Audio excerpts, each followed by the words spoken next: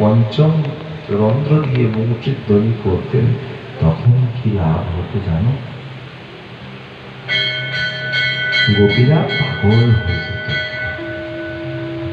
একজন গোপী কাপড় পরে গোপীনাথের সঙ্গে সাক্ষাৎ করার জন্য যাবে বৃন্দাবনের নিভৃত নিকুঞ্জে। নতুন কাপড়টা বের করিয়ে পুরোনো কাপড়টা খুলে দিয়েছে, নতুন কাপড়টা পরা শুরু করবে, এমন সময় গোবিন্দ আমার বংশীর ধ্বনি করেছেন। আর যেই না বংশীর ধ্বনি করেছেন, নগ্ন অবস্থায় হা গোবিন্দ বলে শিখতে শুরু করেছে। আর রাসবেদীর মাঝে এসে বলছে, গোবিন্দ তুমি আমায় ডাকে? কৃষ্ণ বলছে, তুমি নগ্ন হয়ে এলে? বলছে, কাপড় পরার সময় নষ্ট করতে আমি যদি, তাহলে তোমার বংশীর ধ্বনি থেকে বঞ্চিত রয়ে যেতাম, তাই তোমার সঙ্গ লাভ থেকে বঞ্চিত হয়ে যেতাম কয়েক মুহূর্ত কাল। আর তুমি তো জানো, প্রতীক প্রতীক ক্ষণে ক্ষণে আস্বাদন নেওয়ার জন্য আমরা পাগল।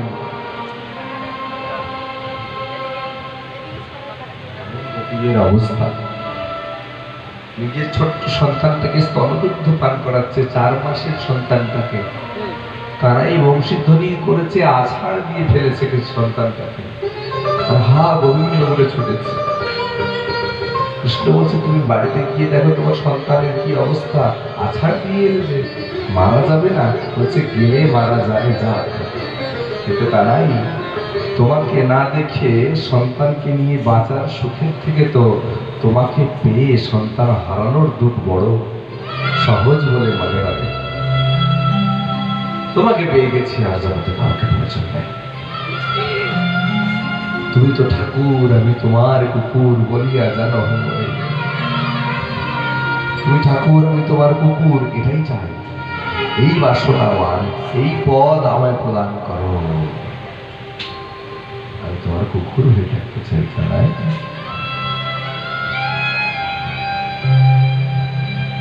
ভগবান কি বস্তু। শ্রীধাম নবদ্বীপে গেলে দেখাবো আপনাদেরকে শ্রীবাস অঙ্গন, যদি এই যাবেন তখন মনে করি। শ্রীবাস অঙ্গনে শ্রীবাসের ঘরণী, শ্রীবাসের স্ত্রী অন্তরঙ্গ কক্ষের মধ্যে লাউ কাটছেন, আর বাইরের কক্ষে ভগবান মহাপ্রভু ভক্তদেরকে নিয়ে উদ্দণ্ড হরিনাম সংকীর্তন করছে। সারা রাত্রি গৌর সুন্দর কিছু না খেয়ে না ঘুমিয়ে অন্তরঙ্গ পার্শ্বদের সঙ্গে প্রেমাস্বাদনের নাম করছিলেন। প্রভাত হয়েছে, মহাপ্রভু পরিক্রমায় বেরোবেন, নগর পরিক্রমায়। চটজলদি করে শ্রীবাসের ঘরণী ওই লাউটাকে কেটে আমান্য করে ব্যঞ্জন বানিয়ে, মহাপ্রভু লাউ আর মোচার ঘন্ট খেতে খুব ভালোবাসতেন।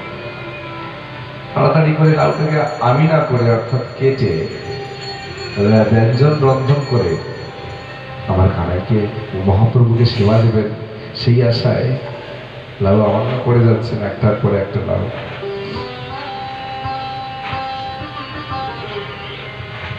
ঠিক এই সময় মহাপ্রভু নিজের সব থেকে করুণ সুরের নামটা গাইলেন।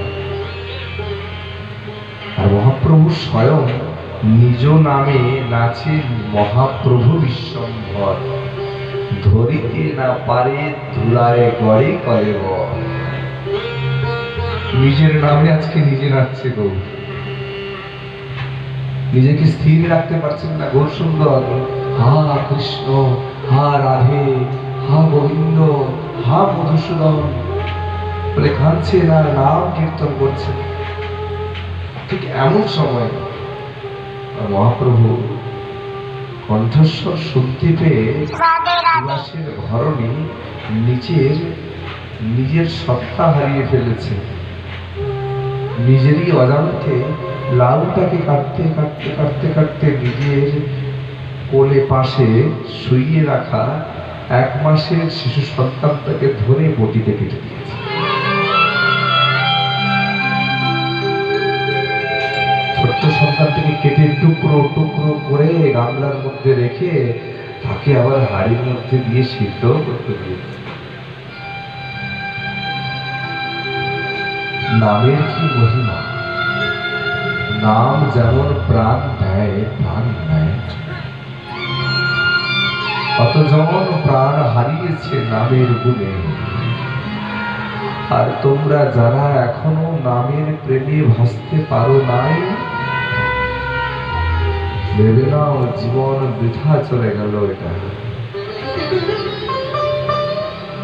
আবার কত লক্ষ কোটিবার আবর্তনের পর এই জন্মটা পাবে। ততদিন হয়তো এমন দিন আসবে না যেদিন তোমাদেরকে কেউ বুঝিয়ে বুঝিয়ে বলবে নাম করো। এই জন্মেই ভগবত প্রেম প্রাপ্তি করতে হবে, এই ইচ্ছা যে হৃদয়ে পোষণ করে হরিনামের প্রতি রুচি রাখে।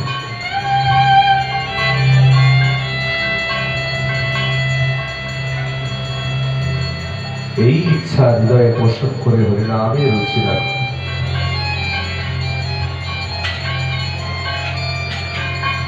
মহাপ্রভু এদিকে সংকীর্তনে ব্যস্ত।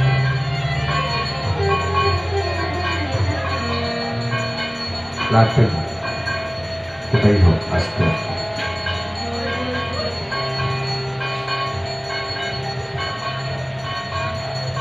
শ্রীবাস পণ্ডিতকে ডেকে পাঠালেন গৌরসুনী শ্রীবাসের ঘরে।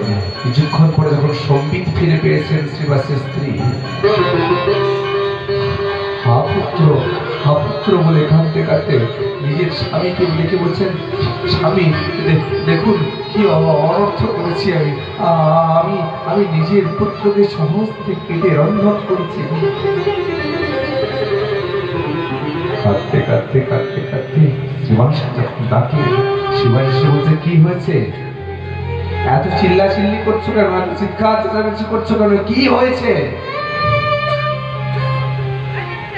শোনো, বিপদ হয়েছে, অনেক বিপদ হয়েছে। আমি আমাদের একমাত্র সন্তানকে জানি না কিভাবে আমি অবশ হয়ে গেছি, কিভাবে নিজের সত্তা হারিয়ে ফেলেছি, কিভাবে নিজের কর্মক্ষমতা হারিয়ে ফেলে আমাদের একমাত্র সন্তানকে কেটে ফেলে সেদ্ধ করে দিয়েছি। আমি লাউ ভেবে কেটে দিয়েছি, আমি বুঝতে পারি নাই। বলো না এবার আমার কি হবে? শ্রীবাস নিজেকে সামলিয়ে বললেন, ছি ছি ছি ছি ছি, তোমার এই সামান্য একটা পাওয়ার জন্য, সামান্য একটা রক্ত মাংসের গড়া শরীরের সন্তানের জন্য তুমি আমার মহাপ্রভুর নামে বাধা দিচ্ছ? পিতা বলছে কথাটা, অন্য কেউ নয়। বলছে, দূর হয়ে যাও আমার মেয়ে থেকে। স্বামী, তুমি কেমন পিতা? তুমি এত নিষ্ঠুর হতে পারো কি করে? সে যে তোমারও সন্তান, মারা পড়েছে যে সে আজ চাইলেও কোনোদিন ফিরে আসতে পারবে না। বলছে, না সব ফিরে প্রয়োজন নেই আমার সন্তানের। সে আমাদের গৌরকে পেয়েছে তোমার গৃহে, গৌর এসেছে তোমার গৃহে। কোন সন্তান চাইছো? আর কারী প্রয়োজন তোমার?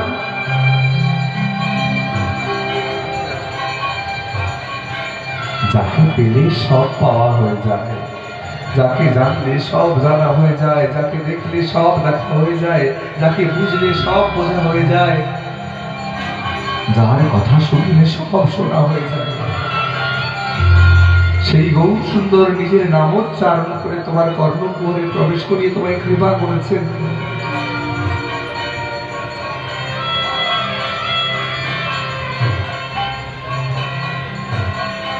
প্রভু কহে, আমা ভজে মাগে বিষয় সুখ, অমৃত ছাড়ি বিষ মাগে সে বড় দুর্মুখ। ভগবান বলছেন যে আমার ভজনা করে যদি কেউ বিষয়রূপী সুখকে চায়, তাহলে সে আমার রূপী অমৃতকে ছেড়ে বিষয়রূপী বিষ চাইছে, সে তো মূর্খ। আমি তো মূর্খ নয়, আমাদের গোপীনাথ তো মূর্খ নয়, তিনি তো অভিজ্ঞ। তাই প্রভু বলছেন, যে মাগছে বিষয়ের রূপী বিষ সে মূর্খ, কিন্তু মুই বিজ্ঞ, তার বিষয় কেন দিবু? সচরণামৃত ধন দিয়া তার বিষয় বিষ ভুল যাইব। নিজের চরণামৃত রূপী ধন প্রদান করে তার বিষয়ের জ্বালা ভুলিয়ে দেবো তাকে আমি, তাকে নিষ্কিঞ্চন করে সর্বহারা ভিখারি করে দেব। এই মানসিকতা সৃষ্টি করেন ভগবান। যে ভক্ত নিষ্কিঞ্চন নয় সে ভক্ত ভগবানের প্রিয়, যে ভক্ত আকিঞ্চন নয় সে ভক্ত ভগবানের প্রিয় নয়।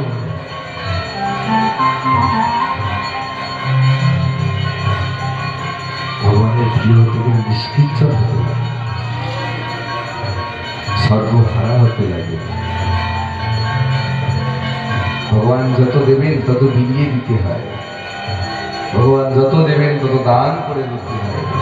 সৎ মন্দিরে, সৎ উদ্দেশ্যে, সৎ প্রতিষ্ঠানে, সৎ বিগ্রহে, সৎ শ্রীধামে, গুরুদেবের নিকটে, বৈষ্ণবের কাছে সব উজাড় করে বিলিয়ে দিন। দেখবেন এক হাত দিয়ে আপনি 10 টাকা বিলিয়ে দিলে অন্য হাত দিয়ে 10 লক্ষ টাকা ভগবান আপনার কাছে আবার পৌঁছে দিচ্ছেন। আরো বিরাও, আর সেই দিনের অপেক্ষা। এই যে আপনারা কৃপা করে সম্পূর্ণ গ্রামবাসীরা, আশেপাশে প্রত্যেকের গ্রামের সবাই, আপনাদেরকে তো আমাদের মন্দির কর্তৃপক্ষ থেকে নিশ্চয়ই বলা হয়নি যে আপনারা কিছু দেবেন, আশা করি তো বলা হয়নি, কি নাকি বলা হয়েছে? বলা হয়নি। কিন্তু আপনারা স্ব-ইচ্ছায় যে যা পেরেছেন, যতটা পেরেছেন ভগবানের চরণে এসে দান করেছেন, উৎসর্গ করেছেন। আর জানেন এই উৎসর্গটার ফল কি? হয়তো দান করেছেন 1000 টাকা, কথার কথা বললাম, হয়তো দান করেছেন 10 কিলো চাল, ওতে আপনার হয়তো 1 মাস চলতো, খুব বেশি, এর বেশি না, 1 মাস চলতো। কিন্তু আপনার 1 কোটি জন্মের সম্পূর্ণ দায়িত্ব আপনার ওই 1 মাসের রেশন প্রদানের জন্য ভগবান গোবিন্দ নিয়ে নেন। তোমার প্রত্যেকটা প্রদান করা বস্তু যদি ভাবের সহিত প্রদান হয়, তাহলে ভগবান সেটা 1 মুহূর্তে গ্রহণ করে, এতে কোনো সন্দেহ নাই। কারণ কি জানো? ভক্তের অন্ন প্রভু কারি কারি খায়, কোটি হইলেও অভক্তের উলটি আছে।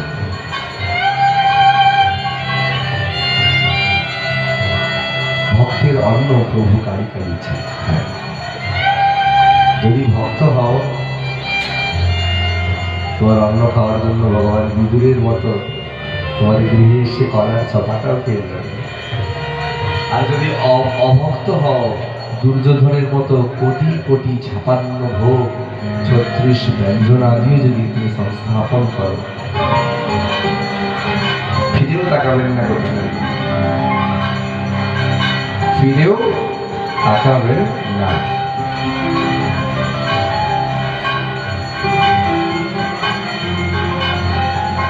যেটা ভগবানের প্রয়োজন নয় সেটা ভগবান নিজের কাছে আনতেই দেবেন না। আজ পর্যন্ত আসলেও কোনো না কোনো ভাবে সরিয়ে দেবেন অবলীলাক্রমে। কারণ ওটা যে দিয়েছে সেটা গ্রহণযোগ্য নয়, আর তার মনটা গ্রহণযোগ্য নয়।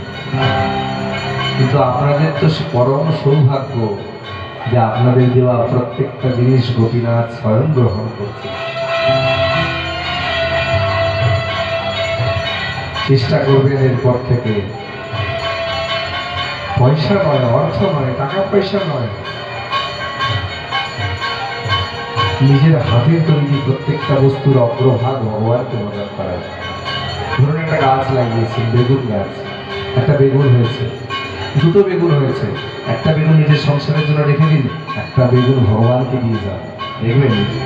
দেখবেন পরের দিন যে গাছে 2টো বেগুন হওয়ার কথা সেখানে 200টা বেগুন চলছে, এতে কোনো সন্দেহ থাকবে না। কারণ কি? যার প্রাপ্য সে তো পেয়ে গেল, এবার সে দিতে খামতি রাখবে না। গাভীমা দুধ প্রদান করছে, অগ্রভাগের 1 পোয়া মাত্র দুধ ভগবানকে দিন, ভগবানকে প্রসাদ চড়িয়ে নিজেরাই নিয়ে যান। আবার এখানে রাখার দরকার নেই, প্রসাদ চড়িয়ে, ভোগ চড়িয়ে প্রসাদ নিয়ে যান, ওই দুগ্ধ পান করুন। দেখবেন ওই গাভীমা প্রবরা দুগ্ধ শক্তি স্বরূপিণী হয়ে যাবে। প্রত্যেকটা অগ্রভাগ ভগবানকে প্রদান করুন। যেহেতু এই গ্রামের অভিভাবক এখন গোপীনাথ হয়েছেন, তাই রাজাকে না দান করে প্রজা কোনোদিন কোনো বস্তু ভোগ করে না। এখন আপনারা আর কেউ একা নন, আপনাদের পিতা এসে গেছে, আপনাদের মা এসে গেছেন, করুণাময়ী শ্রীমতী রাধারানী এসে গেছেন। যতই চিন্তায় থাকুন না কেন, একবার রাধারানীর বদনের দিকে তাকিয়ে দেখবেন, দেখবেন তিনি সদা সর্বদা নিজের হাসি দিয়ে আপনার মনের সমস্ত ভীতিকে, সমস্ত সন্ত্রাসকে দূরে সরিয়ে দিচ্ছেন। চাপ কার বেশি, চিন্তা কার বেশি, তোমার নাকি গোপীনাথের? কার বেশি চিন্তা? গোপীনাথের। সত্যি? কি করে? আরে তুমি তো মাত্র একটা ছেলে, একটা বৌমার টেনশন, ডিপ্রেশনে বারবার দড়ি নিয়ে ছুটছ, বারবার বিষের বোতল নিয়ে ছুটছ, বারবার রেলগেটের দিকে ছুটছ। ভগবান 14 ব্রহ্মাণ্ডের দায়িত্ব নিয়ে রেখেছেন, তাহলে তিনি কি করবেন? কিন্তু তবুও আবার গোপীনাথের এমন কোন ছবি দেখেছ যেখানে ভগবান গোপীনাথ এরকম ক্রুদ্ধ দৃষ্টিতে তাকিয়ে রয়েছে? গোপীনাথ সব জায়গায় হাসছেন। এক্ষেত্রে প্রমাণ কি করা যায় জানেন? যে ভগবান বলছেন চিন্তা চিতার সমান। চিতা মানুষের শরীরকে জ্বালিয়ে দেয়, চিন্তা মানুষের মনকে জ্বালিয়ে দেয়। চিন্তা না করে প্রত্যেকটা সিচুয়েশন, প্রত্যেকটা পরিস্থিতিকে নিজের স্মাইলের দ্বারা ওভারকাম করার চেষ্টা করো, হাসি দিয়ে ওভারকাম করো।